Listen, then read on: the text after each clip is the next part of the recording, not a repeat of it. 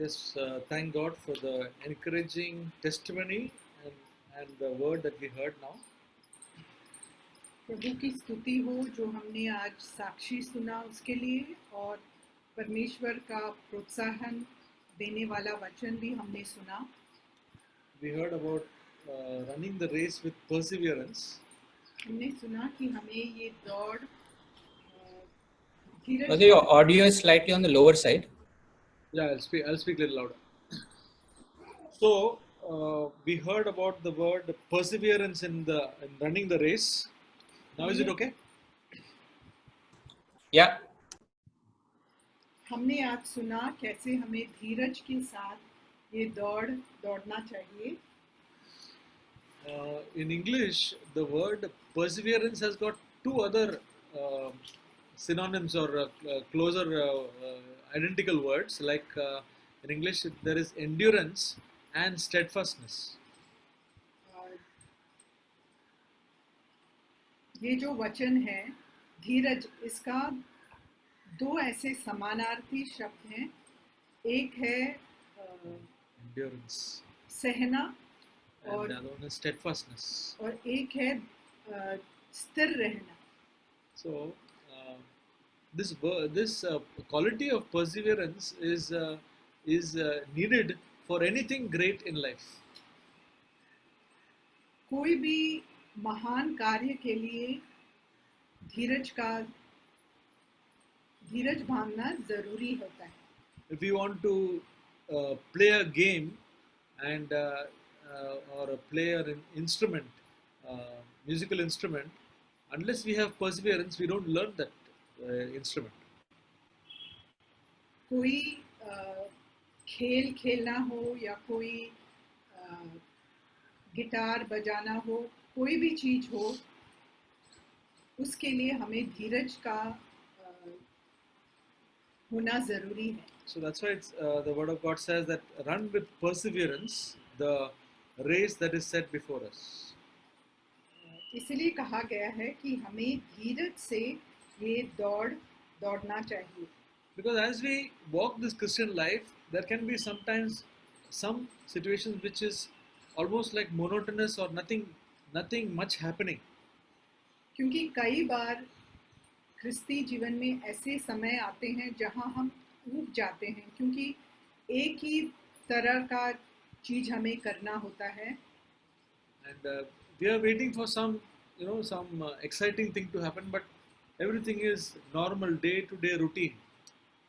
हम ऐसा चाहते हैं कि कुछ ऐसी चीज हमारे जीवन में घटित हो जिससे हम उत्साहित हो, लेकिन दिन ब दिन का जो काम होता है वो एक जैसा होने के कारण हम ऊब जाते हैं.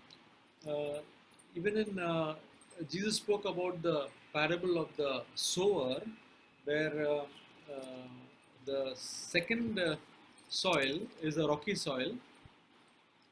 और यीशु मसीह ने जो एक दृष्टांत बताया जो बीज बोने वाले के बारे में, और वहाँ जो दूसरा जो Soil. जो मिट्टी है वो पथरीली थी. So chapter 4 of Mark verse 5 says, another seed fell on rocky ground where it did not have much soil, and immediately it sprang up because it had no depth. And after the sun had risen, it was scorched because it had no root, it withered away.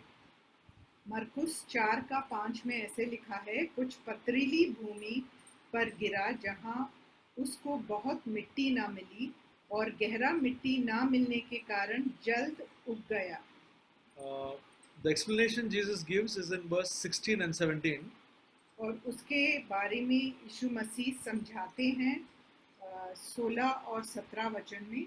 And in similar way, these are the ones on whom the seed was sown on rocky places, who when they hear the word immediately receive it with joy, and they have no firm root in themselves, but are only temporary, and when affliction or persecution arises because of the word, immediately they fall away. 16 और 17 वचन वैसे ही जो पथरीली भूमि पर बोए जाते हैं, ये वे हैं जो वचन को सुनकर तुरंत आनंद से ग्रहण कर लेते हैं, परंतु अपने भीतर जड़ न रखने के कारण वे थोड़े ही दिनों के लिए रहते हैं। इसके बाद जब वचन के कारण उन पर क्लेश या उपद्रव होता है तो वे तुरंत ठोकर खाते हैं।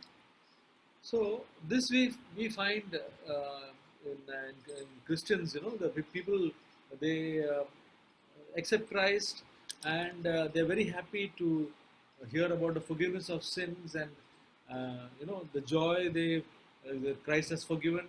But when some difficulty, some trial comes, we are hearing about the difficulties from Brother Cyril, the long duration of, you know, without work and all such things. So at such times, people think, you know, "Yeah, I do not think so much problem would be there," and then they turn away. So that is like that rocky soil where there is no firm root; they are temporary. आज जैसे हमने brother Cyril से सुना कि वो कितने दिन से बिना काम के हैं, और ऐसे ही ख्रिस्ती लोग भी हो सकते हैं। जैसे वो शुरू में जब पाप क्षमा के बारे में सुनते हैं तो बहुत खुशी से उसे ग्रहण करते हैं, लेकिन जब कठिनाइयों का सामना करना पड़ता है तब वो जल्दी ही मुरझा जाते हैं, क्योंकि पथरीली ज़मीन है और उसमें गहराई नहीं है। So God wants us not to be this temporary type of people, but permanent people who and for that we have to have endurance and steadfastness.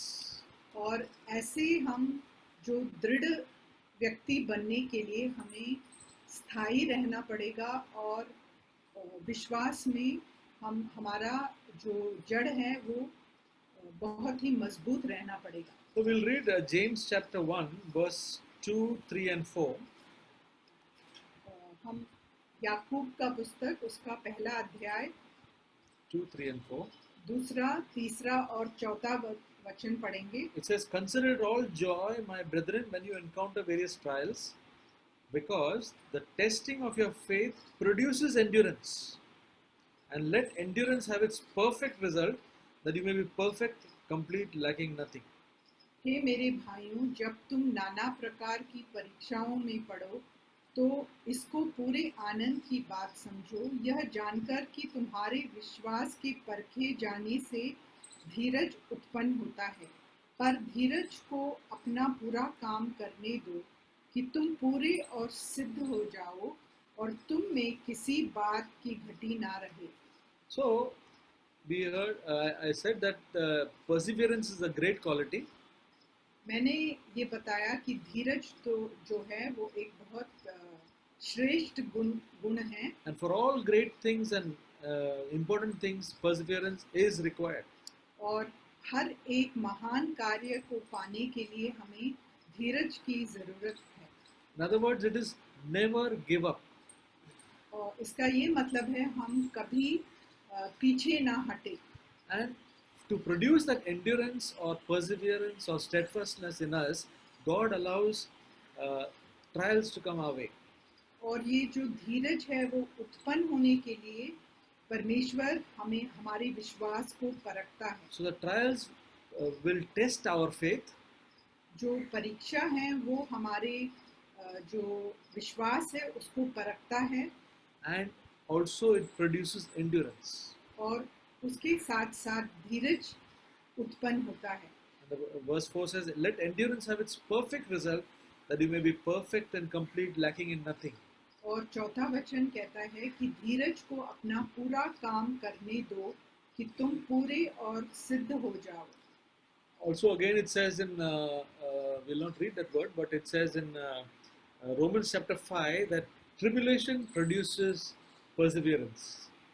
और हम वो वचन नहीं पढ़ेंगे, लेकिन रोमियो 5 में ऐसे लिखा है कि Tribulation produces perseverance. परीक्षाएं जो है वो धीरज उत्पन्न करती है। So brothers and sisters, this is one thing which is very important in our life, and God loves us, and during our trial He watches us, as Brother George Wingle said, that it is God's responsibility to take care of us. We are His children. we heard in Isaiah 43 that you are mine, and so He will take care of us. ये जो हमने आज सुना, जैसे brother ने कहा कि हम जो हैं परमेश्वर के जिम्मेदारी हैं, तो जिस भी परीक्षा में हमें गुजरना होता है वो परमेश्वर की जिम्मेदारी है कि वो हमें चलाएगा. So all God wants us to trust in Him, and then He will take care of us. परमेश्वर यही चाहता है कि हम उन पर पूरी तरह निर्भर रहें और प्रभु हमारा ख्याल रखेगा. Otherwise, we will be like the children of Israel. They saw so many miracles, so many wonders, but when the first difficulty came, they were grumbling and they wanted to go back. नहीं तो हम Israel के लोगों के समान हो जाएंगे जिन्होंने बहुत सारे चमत्कार देखे, लेकिन जब कठिनाइयां आई तो वो पीछे हट गए. Yeah. So may God help us to have that spirit of Joshua and Caleb, who always maintain their faith even in difficulties. तो परमेश्वर हमें ऐसा एक आत्मा दे जैसे जोशुआ और केलब का जो आत्मा था, जो विश्वास में डटे रहे. And let us run this race without any weight on us. और हम इस दौड़ में ऐसे भाग ले जो बिना कोई भार उठाए हुए. We heard about that backpack, which can also cause some slowing down in the race. हमने उस जो मैराथन में, जो लंबी दौड़ में जो वो बैकपैक लेके चलते हैं और वो भार के बारे में सुना. So anything which distracts us from our devotion to Christ is a weight. कोई भी चीज जो हमें यीशु मसीह से हमें हमारे जो अटेंशन है उसे निकाल देता है, वो एक भार है. It can be an ambition, it can be a habit, it can be a person, whatever it is, anything which distracts our attention from Christ is a weight, and we should get rid of all the weights so that we can run this race with perseverance. वो कोई भी अभिलाषा हो सकता है, कोई व्यक्ति हो सकता है, या कोई भी जो हमारी कोई भी बात हो, वो हमें जो यीशु मसीह से हमारा ध्यान हटा देता है, वो एक भार के समान इस दौड़ में हो जाता है. I was hearing God's word. Two things came to my heart. I want to share that. और जैसे मैं परमेश्वर का वचन सुन रहा था तो दो बातें मेरे सामने आई जो मैं बांटना चाहता हूँ. We heard from Hebrews chapter 12 that there is just like in a stadium where so many people are sitting, there is a cloud of witnesses, and we are running the race. और जैसे हम देखते हैं कि खेल के मैदान में लोगों की भीड़ होती है उत्साहित करने के लिए, वैसे ही वचन में हमने पढ़ा कि गवाहों का बड़ा बादल हमको घेरे है और हमें धीरज के साथ दौड़ को दौड़ने के लिए कहा है. There are two things that restricts this or as an obstacle for this race. One is weight. The other is, it's written, the sin. That means one particular sin which can come as an obstacle. और यहाँ पर इस दौड़ को दौड़ने के दौरान दो बातों का जिक्र किया है जो हमें रोक सकती हैं, जो हमें गिरा सकते हैं इस दौड़ को दौड़ने के दौरान. पहला है कि वस्तु जो हमें रोकती है, और दूसरा एक विशेष करके जो पाप हमारे जीवन में होता है. It's something like the weights, or here it's written about encumbrance of weights. It's like a runner is having maybe in his pocket, we heard about that backpack, or in his pocket if there is a 2 kg weight, I mean that will really be a problem for his running in the race. और जैसे कि हमने वचन के द्वारा भी सुना कि जैसे एक जो दौड़ने वाला व्यक्ति होता है उसके पीठ पर जो वो बोझ जो भार होता है, या हम ऐसा कहें या जो व्यक्ति दौड़ता है उसके जेब के अंदर 2 किलो का वजन होता है, तो यह उससे बहुत ही तकलीफ देगा दौड़ लगाने के लिए. Now the question is how to, it's written lay aside. lay aside the weight and lay aside the sin which comes as an obstacle. और यहाँ पर हमारे लिए ये सवाल उठता है कि यह जो वस्तु है, जो वजन है, हमें जो बाधा बनती है दौड़ने के लिए, इसको हम हमसे दूर कैसे करें, अलग कैसे करें? Now the answer lies in verse 2. The secret to putting aside weight, the secret to putting aside that particular sin that troubles us, the answer is fixing our eyes on Jesus. और हमारे सम्मुख जो ये प्रश्न है कि उस रोकने वाली वस्तु को और वह पाप जो हमें उलझा देता है दौड़ लगाने से, उसको हम अपने से कैसे दूर करें, उस रहस्यमय प्रश्न का जो उत्तर है वह आगे वचन 2 में विश्वास के कर्ता और सिद्ध करने वाले यीशु की ओर ताकते रहें।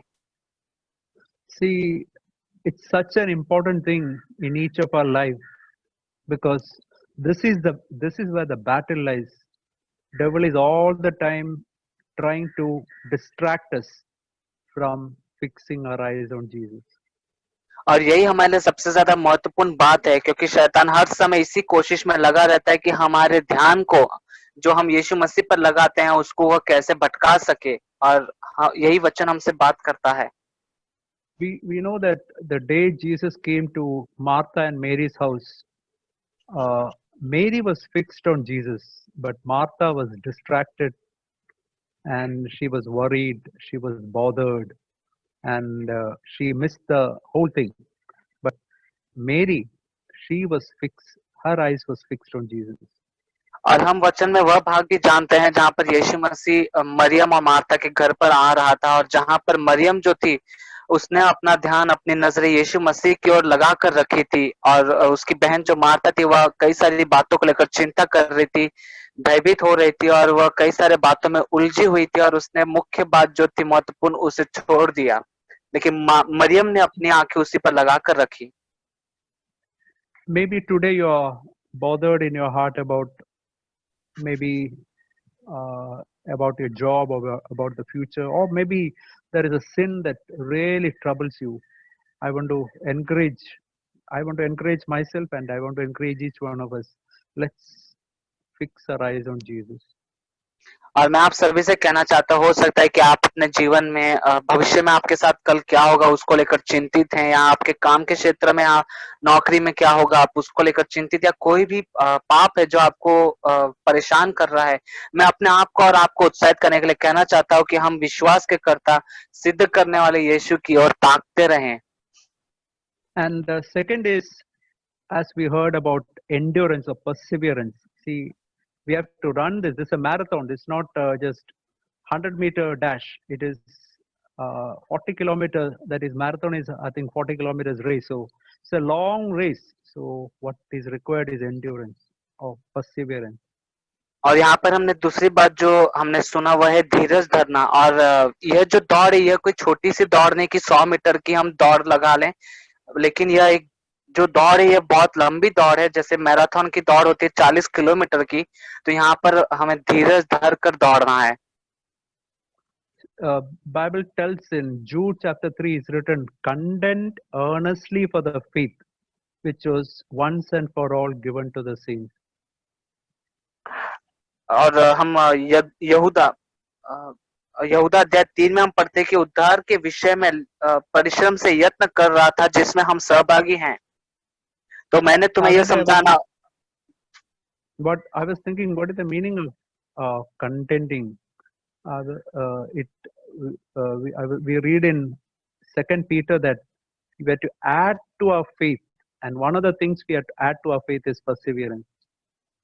और यहाँ पर हम पत्रस की पत्री में भी पढ़ते हैं कि हमारे विश्वास के साथ वह कौन सी बातें हमें जो और उसके साथ जोड़ने की आवश्यकता है, वह है धीरज है जिसे हमें जोड़ना है हमारे विश्वास के साथ। That means it's not just a matter of one day's affair. It's a continuous affair, day after day after day, month after month after month, year after year. I have to fix my eyes on Jesus. I have to continuously lay aside weight, lay aside sin, and I have to run this race as I fix my eyes on Jesus. और यह जो बात है यह कोई एक दिन का काम नहीं है जिसे मैं जल्दी से पूरा कर लूं, परंतु यह कई दिनों के दिनों और महीनों, यहाँ तक कि वर्षों के बाद वर्ष संघर्ष निकलते जाए, मुझे अपनी आंखों को लगातार यीशु मसीह की ओर लगा कर रखना है और उन सारी बातों को जो रोकती है और पाप जो उलझाते हैं उसे दूर करके धीरज से दौड़ते रहना है। And what is the motivation? That also we read in verse 2. The joy that was set before him. And we read that he sat at the right hand of the throne of God. The joy that was set before him is that fellowship with the Father. That was the motivation all through his life. और इस दौड़ को दौड़ने के लिए वह कौन सी बात है जो हमें उत्साहित करता है और हमें उत्साहित होने की जरूरत है। और हम उसे वचन 2 के आगे के भाग में देखते हैं कि वह आनंद जो उसके लिए आगे धरा था और उस आनंद के लिए उसने आगे धरा था और परमेश्वर के सिंहासन के दाहिने ओर जा बैठा। इसका अर्थ है कि परमेश्वर के साथ बिना किसी बाधा के लगातार संगति में रहना, यह जो आनंद था वही हमें उत्साहित करते रहता। So we read in Psalm 16 that in his right hand are pleasures forevermore. And who is at the right hand of God? That is Jesus Christ. And as we fix our eyes on Jesus, that will be our pleasure, and that is the motivation to run the race. So may God help us. और जैसे हम भजन संहिता के अध्याय 16 में पढ़ते हैं कि परमेश्वर के दाहिने हाथ में सुख सर्वदा बना रहता है और परमेश्वर के दाहिने हाथ की ओर कौन बैठता है? वह यीशु मसीह है। तो हमें इस दौड़ को दौड़ने के लिए यीशु मसीह की ओर अपनी आंखों को लगा कर रखना है। परमेश्वर हम सभी की सहायता करे। या परमेश्वर को धन्यवाद हो। Thanks be to the Lord. जो कुछ भी सुना परमेश्वर का वचन बहुत ही चैलेंजिंग था मेरे लिए। Whatever I heard from the word of God was very challenging for me. Last ये वीक में मैं एक वचन से बहुत एनकरेज हो गया। During the last week, I was very encouraged through one of the verses. मैं ब्रदर जैक का शेयरिंग सुना था। ब्रदर जैक बोले थे कि जब तक हम दीन बने रहेंगे परमेश्वर का अनुग्रह हमको मिलता रहेगा। And I was hearing one of the sharing from Brother Zach that he was telling that till the time we are humble, during that time the grace of God will be upon us. तो मुझे बहुत प्रोत्साहन दिया कि मेरा life के अंदर help किया कि अगर मैं पाप के अंदर गिर रहा हूँ या मुझे ग्रेस नहीं मिल रहा है तो किधर ना किधर मैं एरिया के अंदर मेरे अंदर प्राइड है। So this was really encouraging for me, and it revealed to me that in any area in my life, if I am falling in sin, this means that there is pride in me. जब तक परमेश्वर को grace हमको मिलेगा हम पाप में ये गिर नहीं सकते, यह असंभव है। जब तक परमेश्वर का ग्रेस हमको मिलेगा हम पाप में गिर नहीं सकते। Till the time we are receiving grace from the Lord, till that time we will not be falling into sin, and this is very impossible that till the time grace is with us that we fall into sin. ये मेरे जीवन में encourage किया और मेरे को एक मेरा खुद का लाइफ को देखने के लिए मुझे हेल्प किया। This verse encouraged me a lot, and through this verse I could look into my own life. तो हमने अभी सुना कि इब्राहिम चैप्टर 12 में लिखा है कि हमने पढ़ा अभी कि परमेश्वर का जो हमको दौड़ है एक एंड्योरेंस के साथ या धीरज के साथ हमको दौड़ना है। And as we were hearing from Hebrews chapter 12 that the race which is set before us we have to run with endurance. और मैंने देखा कि इस दौड़ के अंदर काफी सारा चीज हमको रुकावट डाल सकता है। And I was thinking that in this race there are so many things that will entangle us.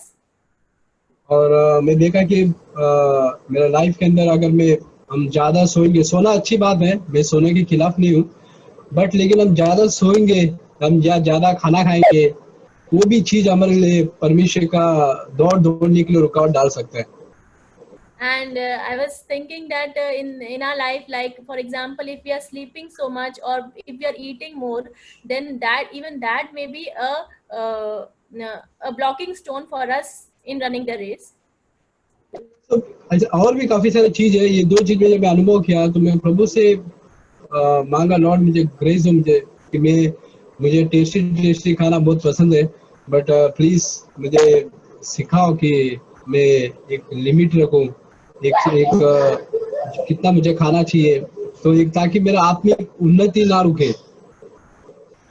And I was praying to the Lord and asking the Lord that as I love tasty food so much, and I love to eat, and I was asking the Lord that you give me the grace that I will keep a limit on all these things. और हम देखते हैं कि और ये भी मैं pray कर रहा था कि परमेश्वर मुझे जैसे कि पौलुस कहता है 1 कोरिन्थियन 6 में, As Paul says in 1 Corinthians chapter 6, verse 12, in verse 12, सब वस्तु मेरे लिए उचित है, मतलब सब वस्तु मैं कर सकता हूँ, ये मतलब लॉ के अनुसार, परंतु सब वस्तु मेरे लाभ के लिए नहीं है या मेरे उन्नति के लिए नहीं है। so it's written that all things are lawful. This means that all things are I can do, but not all things are profitable. This means that all those things will not be for my benefit. Madam जो कुछ भी करते हैं, हम practically life में देखेंगे, हम खाना खाते हैं, सोते हैं, ये सब चीज करते हैं, और ये अच्छी बात है, खाना भी चाहिए, सोना भी चाहिए, कोई इसमें गलत नहीं है, बट वो चीज हमारे लाइफ के अंदर हिंड्रेंस बन रहा है क्या? परमेश्वर के लिए जो दौड़ना चाहिए वो रुकावट बन रहा है क्या हमारे लिए? ये हमको देखना चाहिए। So whatever we are doing, like for example, if we are sleeping or we are eating, all these things are okay to do, and it is nothing wrong to do all those things, but these things should not become a hindrance in our running the race for the Lord. तो आगे इब्रू 12 आगे लिखा है कि fixing your eyes, मतलब यीशु मसीह के और ध्यान रखते हुए, यीशु मसीह के ऊपर नजर रखते हुए हमको दौड़ना है, मतलब वो हमारा एग्जाम्पल है।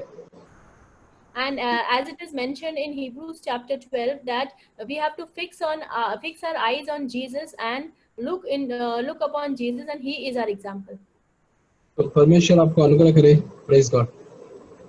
So Lord should give us the grace, and I want to praise the Lord.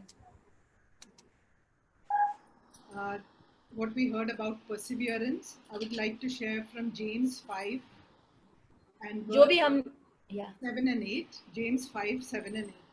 जो हमने धीरज धरने के बारे में सुना, उसके बारे में हम याकूब की पुस्तक के 5वें अध्याय के 7वें और 8वें वचन में देखेंगे।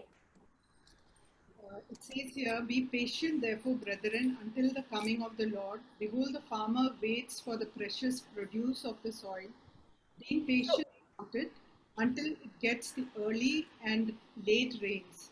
You too be patient, strengthen your hearts, for the coming of the Lord is at hand. सो हे भाइयों, प्रभु के आगमन तक धीरज धरो। देखो, गृहस्थ पृथ्वी के बहुमूल्य फल की आशा रखता हुआ प्रथम और अंतिम वर्षा होने तक धीरज धरता है। तुम भी धीरज धरो और अपने हृदय को दृढ़ करो, क्योंकि प्रभु का शुभ आगमन निकट है। And we read about how God gives the farmers understanding in Isaiah 28 and verse 26 it says. तो हम देखते हैं कि कैसे परमेश्वर जो एक किसान है उसको एक समझ देता है कि बीज बोने के बारे में, right sister? Isaiah 28 and verse 26. यशाया के 28वें अध्याय के 26वें वचन में हम देखते हैं। I'll read the 24th verse first and then the 26th verse. Does the farmer plow continually to plant seed? Does he continually turn and harrow the ground? For God instructs and teaches him properly. तो उसके 24वें यशाया के 28 के 24वें वचन में लिखा है, क्या हल जोतने वाला बीज बोने के लिए लगातार जोतता रहता है? क्या वह सदा धीरज धरती को चीरता और हिंगाता रहता है? क्योंकि उसका परमेश्वर उसको ठीक ठीक काम करना सिखलाता और बतलाता है। So just like we see, the farmer is taught by the Lord how to sow the seed, wait for the rains to come, and it takes time for the produce to be for the fruit to come. तो हम देखते हैं कि कैसे जो परमेश्वर है वह एक किसान को सिखाता है कि कैसे बीज बोना है और कैसे जो वर्षा है उसका इस्तेमाल उसका आगमन के लिए इंतजार करना है और कैसे खेती करना है. In the same way, the Lord can teach us also to be patient. और इसी रीति से परमेश्वर हमें भी सिखा सकते हैं कि कैसे हमें धीरज धरना है. In the different areas of responsibility God has given us. जो अलग अलग क्षेत्र हैं जिम्मेदारी के जो परमेश्वर ने हमें दिए हैं. And through His Word, when He shows us the areas that we are lacking, we can see God and fill up those areas. और परमेश्वर के वचन के द्वारा परमेश्वर हमें दिखाते हैं कि कौन कौन से क्षेत्र में हम पीछे हैं और उन क्षेत्रों में परमेश्वर हमें सही होने का अवसर देते हैं. Like we heard that we have to run this race with perseverance. और जैसे हमने सुना कि यह जो दौड़ है उसको हमें धीरज के साथ दौड़ना है. I can say as a mother how things have changed for me when one area I can say is dealing with my children. तो मैं एक माँ होने के नजरिए से बता सकती हूँ कि कैसे जो चीजें हैं वह मेरे जीवन में बदल गई जब मैंने परमेश्वर की ओर देखा. Concerning bringing up my children. और कैसे मेरे बच्चों को बड़ा करने के विषय में. I was very impatient when I remember when I was dealing with my first child. और जब मैं मेरी पहली जो बेटी थी उसके विषय में मैं बहुत जल्दी से धीरज खो देती थी. And I have done a lot of things which I regret. और मैंने ऐसे बहुत सारे जो काम किए जिसको मैं बाद में मैं पछताई. And which has hurt my child. और जिसकी वजह से मेरी जो बच्ची है उसको भी चोट पहुंची. But as time went by, I realized, and by the grace of God, I realized where I was wrong. और जैसे समय बीतता गया और परमेश्वर के अनुग्रह के द्वारा मैं ये बात को समझ पाई कि मैं कहाँ पर गलत थी. And call out to the Lord and ask Him to give me grace, to be patient, to be merciful, not to be hard on my kids. और तभी मैं परमेश्वर के सामने परमेश्वर को पुकारा और परमेश्वर से अनुग्रह मांगा कि मैं कैसे अपने बच्चों के लिए दयावान हो सकती हूँ, उनके लिए धीरज धर सकती हूँ और उनके प्रति बहुत ज्यादा कठोर ना हो. One thing that really encouraged me during those times was what we see in Hebrews 5. और उन समय में एक बात जिसने मुझे बहुत प्रोत्साहन दिया वह हम देखते हैं इब्रानियों के 5वें अध्याय में. And verse 7. उसके 7वें वचन में. In the days of his flesh, he offered up both prayers and supplication with loud crying and tears to the one able to save him from death, and he was heard because of his piety. This is said about Jesus. तो इब्रानियों के 5 के 7 में उसमें लिखा है, उसने अपने देह में रहने के दिनों में ऊंचे शब्द से पुकार कर आंसू बहा कर उससे जो उसको मृत्यु से बचा सकता था प्रार्थनाएं और विनती की और भक्ति के कारण उसकी सुनी गई. So I have seen that when we pray, sometimes God takes time to answer. तो मैं ये बात समझ पाई कि अगर हम कभी प्रार्थना करते हैं और कभी ऐसा होता है कि परमेश्वर उस प्रार्थना का उत्तर देने में समय लगाते हैं. Doesn't answer us immediately because He wants to see whether we really want what we are asking for. और परमेश्वर हमें जल्दी से उत्तर नहीं देते क्योंकि वह देखना चाहते हैं कि क्या हम सही रीति में उस बात को चाहते हैं जो हम परमेश्वर से मांग रहे हैं. When we persevere, और जब हम धीरज रखते हैं, we see that God answers. It may take years. For me, it took a long time. When I look back, I know it took 7 to 8 years or 10 years maybe for me to change. And when it came to dealing with my youngest daughter, I saw those same areas where I was falling. I saw that God is giving me the grace to be more patient, to be more kind, be more merciful to my child. तो इस बात के लिए हमें बदलने के लिए समय लगता है और हमको कुछ कई साल भी लग सकते हैं, और मेरे उदाहरण में मुझे 7 से 8 या 10 वर्ष लगभग लगे बदलने के लिए। और जब मैंने मेरी छोटी बेटी को बढ़ाने के विषय में देखा, तो मैं अपने आप को देख पाई कि मैं थोड़ी ज़्यादा दयावान थी उसके प्रति, और ज़्यादा उसके ऊपर कठोर नहीं थी। So I thank God, for God teaching. Like, Brother Zach says that our children are the professors of patience. तो मैं परमेश्वर का धन्यवाद देती हूँ कि परमेश्वर ने मुझे सिखाया, और जैसे भाई जैक बोलते हैं कि जो हमारे बच्चे हैं वह एक तरीके से शिक्षक हैं जो हमें धीरज सिखाते हैं। Praise God for that. परमेश्वर का धन्यवाद। Fighting our battles and going through the storms of life and fixing our eyes on Jesus.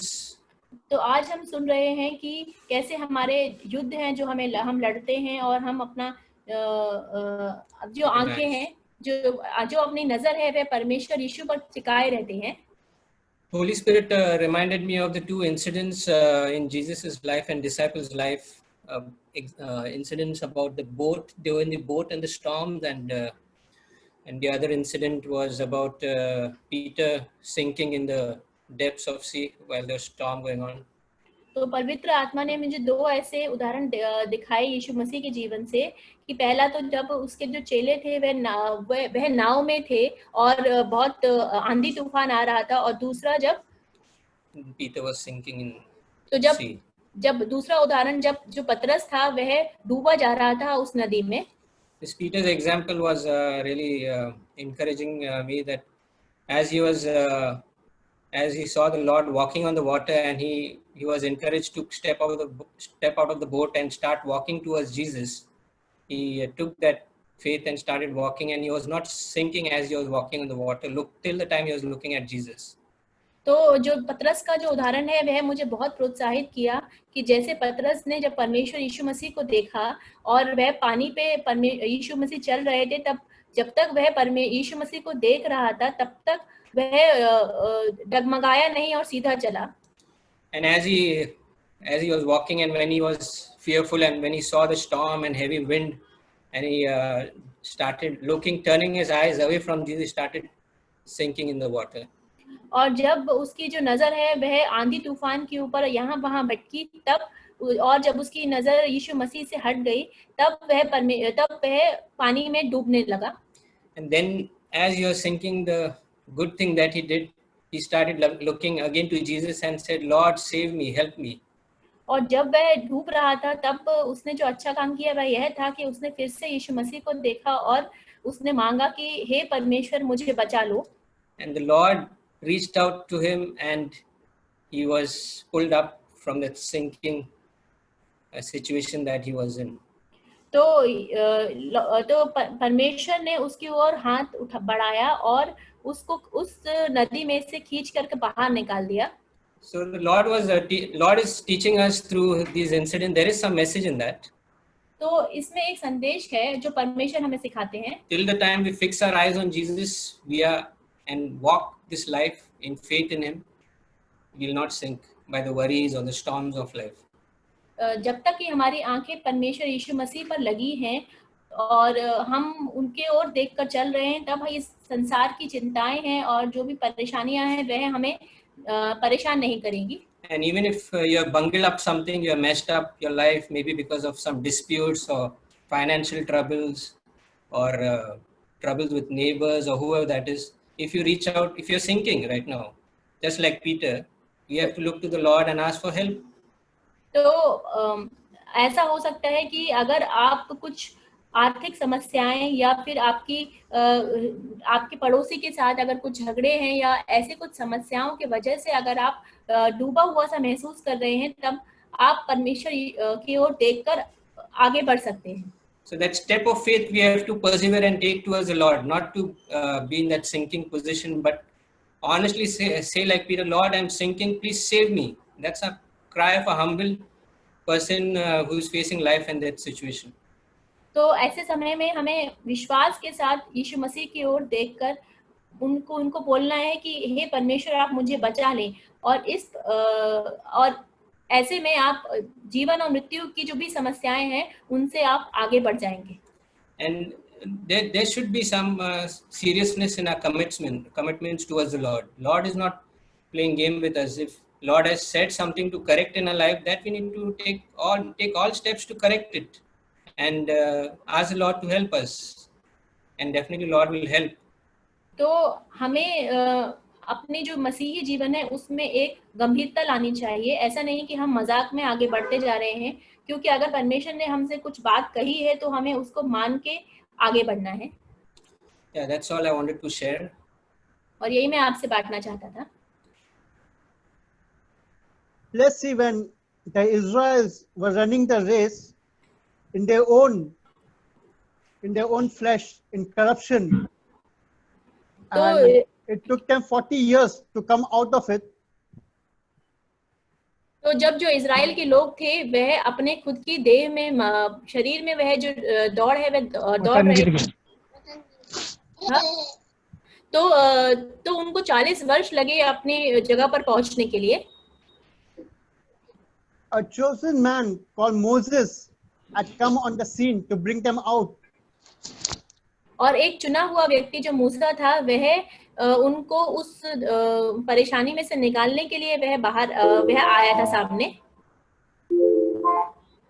And they were given the commandment also. और उनको वह आज्ञाएं भी दी गई. But still they disobeyed the commandment. और फिर भी उन्होंने उन आज्ञाओं का उल्लंघन किया. Now what I want to say is, even we are running a race in this life of us. तो मैं क्या कहना चाहता हूँ कि जो हमारा जीवन है उसमें भी हम एक दौड़ में दौड़ रहे हैं. And God choose the right person और परमेश्वर to bring us out of this. और परमेश्वर ने सही व्यक्ति को चुना है हमें उस परेशानी से बाहर निकालने के लिए. And that's Jesus Christ. और वह जो व्यक्ति है वह यीशु मसीह है. But while we are running the race, we need to strengthen our soul, our mind, our hearts, and our spirit. और जब हम उस दौड़ में दौड़ रहे हैं तो हमें अपना जो मस्तिष्क है, जो अपना आत्मा है, जो प्राण है, उन सबको स्ट्रेंथन, उनको मजबूत करने की आवश्यकता है. If we don't strengthen our mind, our heart, our soul, and our spirit, we are going to go back the 40 years that Israel lived in darkness. तो अगर हम हमारा जो मन है और जो हृदय है और जो आत्मा है उन सबको अगर हम दृढ़ नहीं करेंगे तो हम उस 40 वर्ष पीछे ही पहुंच जाएंगे और वहां पर अंधकार रहेगा. So what do we need to strengthen this? तो हमें किस चीज की आवश्यकता है हम इन सब चीजों को दृढ़वंत करें. As it says in Matthew 6, chapter 6, verse 11, give us this day our daily bread.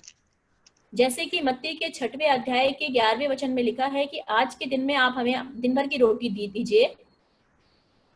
Our daily bread that nourishes our hearts, our mind, our soul, and our spirit.